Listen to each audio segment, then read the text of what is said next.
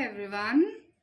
Today I'm going to discuss how to write a successful opening paragraph. For what we are dealing with writing task 1 academic IELTS, where graphs are given, maybe line graphs, bar graphs, some charts or tables, some collection of data is given. Okay, so what should be the strategy to write something very good to score 8 plus bands? Let's do it.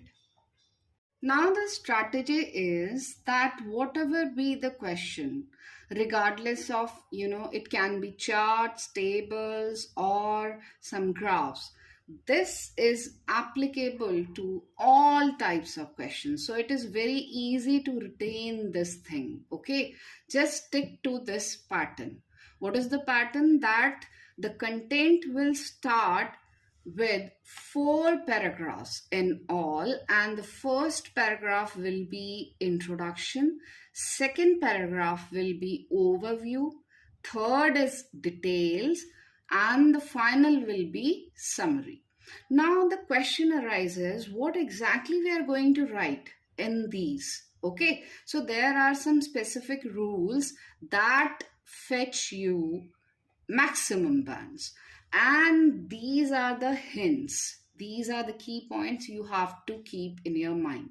First hint is for first paragraph, that is rephrase. Second, overview is connected to key findings. Third, details, years, percentage, data ranges. Fourth, summary, connect to overview. Now what is the meaning of all these? We have to understand it. So let us do it one by one. So I'm going to start it with the introduction first, and that is connected to the hint rephrasing. Now let us start with the introduction part, and the hint is rephrasing. So what is the meaning of this? What exactly we are going to write in the first paragraph? We have to write what exactly is the information about. What is the question? So you are writing the question in your own words, which is the meaning of rephrasing. Okay, you are molding the sentence, not the content. Do not copy word for word. Just write it by changing the structure of the sentence, not the meaning. Okay, so that will be good for the introduction part, irrespective of what is the given question, whether it is a chart or table or graph. It is applicable to all types of academic writing task 1, right?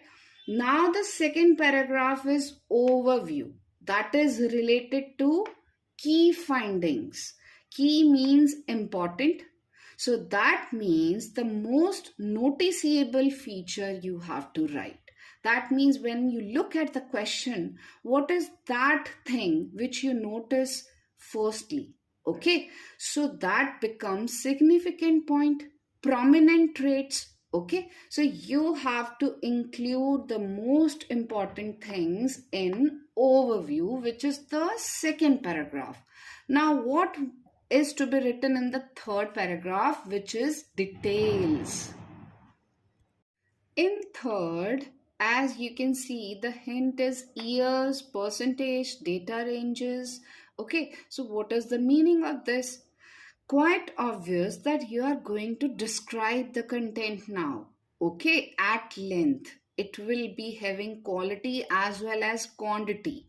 So you have to include the specific comparison in detail, whether some years are given. For example, you can write the population in 1990 is that as compared to something else in some other year.